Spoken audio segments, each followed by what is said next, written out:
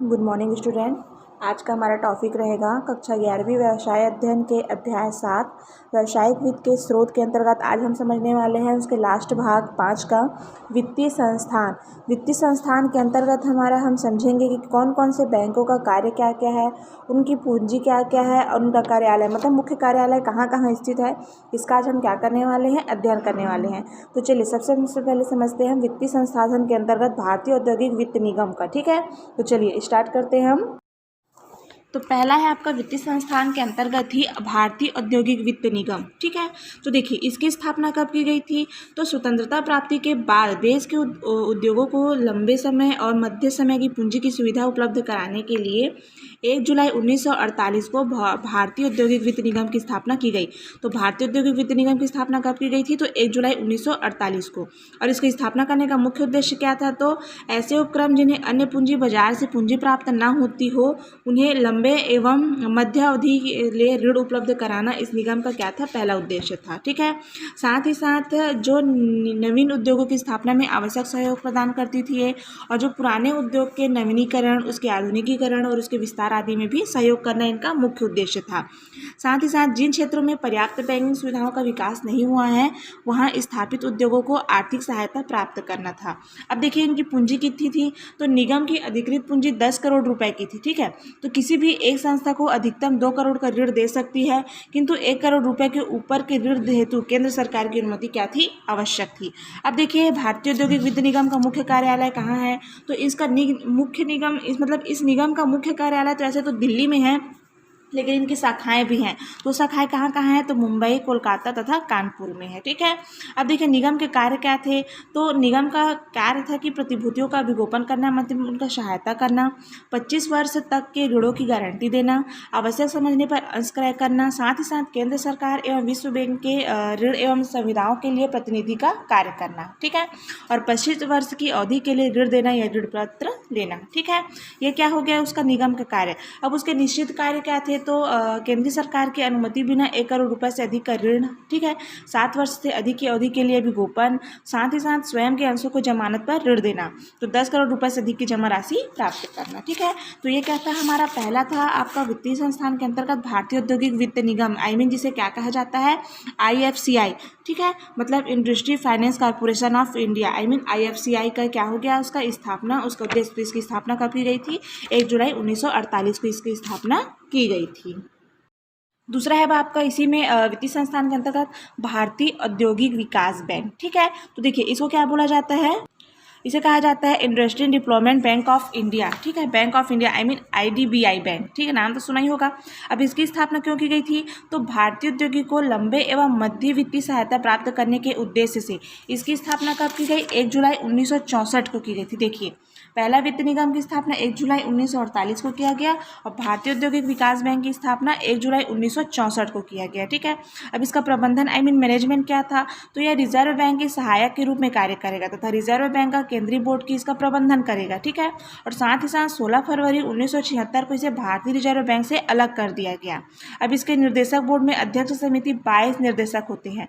अब इसकी अधिकृत पूंजी कितनी है, तो इस बैंक की अधिकृत पूंजी थी 500 करोड़ रुपए है और निर्गमित और चुकता पूंजी 415 करोड़ रुपए। ठीक है, अब इसका कार्यालय कहाँ है, तो इसका मुख्य प्रधान कार्यालय मुंबई में है और 5 क्षेत्रीय कार्यालय जैसे आपका कहाँ कहाँ है, तो चेन्नई, कोलकाता, नई दिल्ली, अहमदाबाद, गुवाहाटी में है। ठीक है, और इसकी अन्य 11 शाखाएं भी विभिन्न नगरों में स्थापित की गई है। ठीक, अभी इस बैंक की स्थापना करने का मुख्य उद्देश्य क्या था, तो औद्योगिक विकास बैंक का प्रमुख उद्देश्य सरकारी एवं निजी उद्योगों को वित्तीय सहायता प्रदान करना है तथा राष्ट्रीय महत्व के आधारभूत उद्योगों को इस प्रकार से मदद करना था। ठीक है, अब इस बैंक के कार्य क्या क्या थे, तो इस बैंक का कार्य था कि सरकारी एवं निजी औद्योगिक संस्थाओं को प्रत्यक्ष एवं अप्रत्यक्ष रूप से वित्तीय सहायता प्राप्त करना, विदेशी व्यापार के लंबित भुगतानों की गारंटी देना, बैंक अथवा पूंजी बाजार से ऋण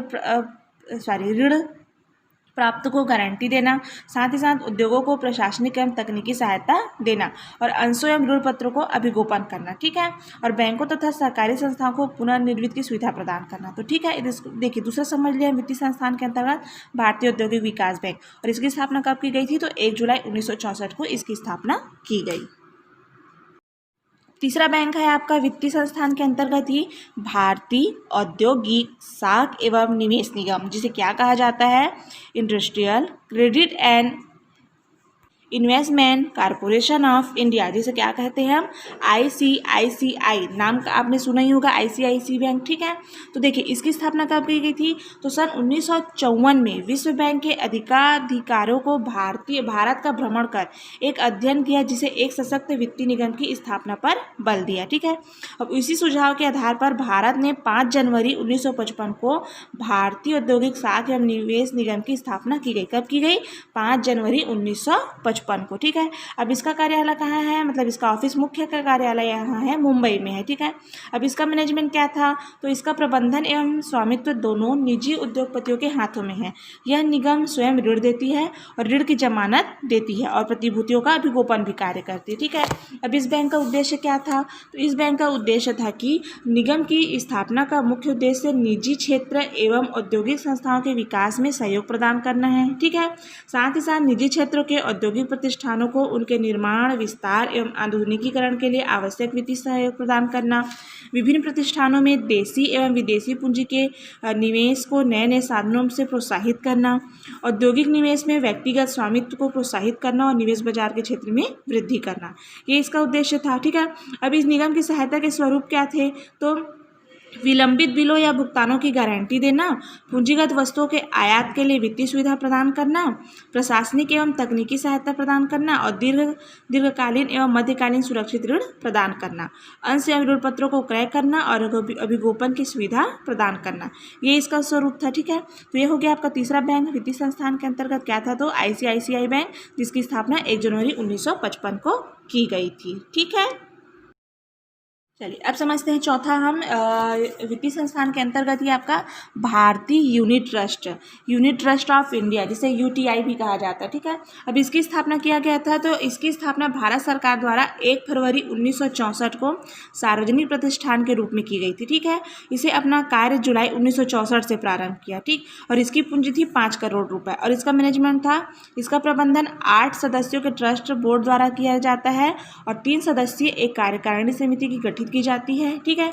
अब यूनिट ट्रस्ट के उद्देश्य क्या क्या थे, तो देखिए यूनिट ट्रस्ट की स्थापना के मुख्य 2 उद्देश्य थे, क्या क्या, तो छोटी छोटी बचतों को एकत्रित कर उसको निवेश करना और इन बचतों को कम से कम जोखिम पर अधिकृत लाभ पर निवेशित करना।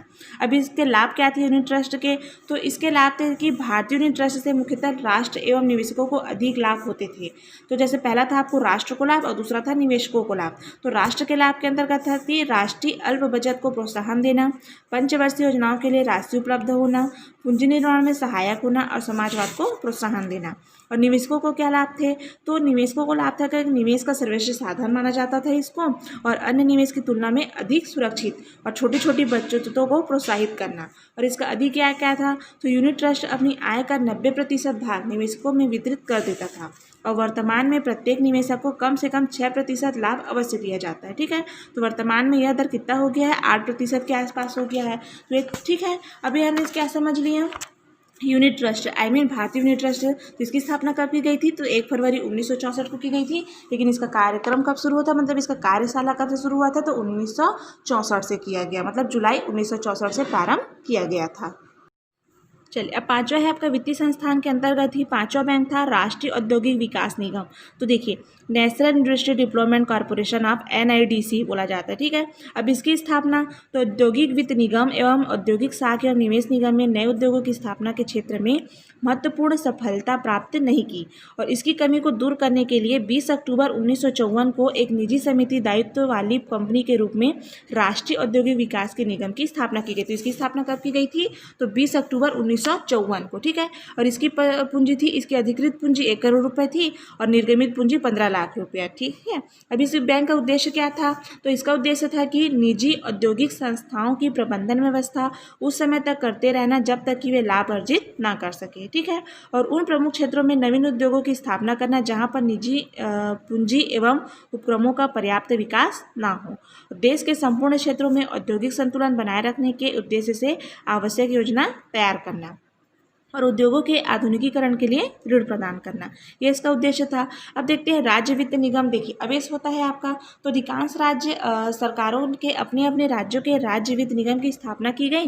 और राज्य वित्त निगम का प्रमुख उद्देश्य उन मध्यम एवं लघु उद्योगों को वित्तीय सहायता प्रदान करना है जो भारतीय औद्योगिक वित्त निगम के क्षेत्र से क्या है, बाहर है। तो इस प्रकार राज्य वित्त निगम भारतीय औद्योगिक वित्त निगम के क्रियाकलापों के पूरक हैं, जो साथ ही साथ राज्य वित्त निगम के कार्य भारतीय औद्योगिक वित्त निगम के कार्यों के क्या है, समान है। ठीक है, तो ये क्या समझ लिया हमने, वित्तीय संस्थान के अंतर्गत हमने 5 प्रकार के बैंकों का क्या किया, आज अध्ययन किया।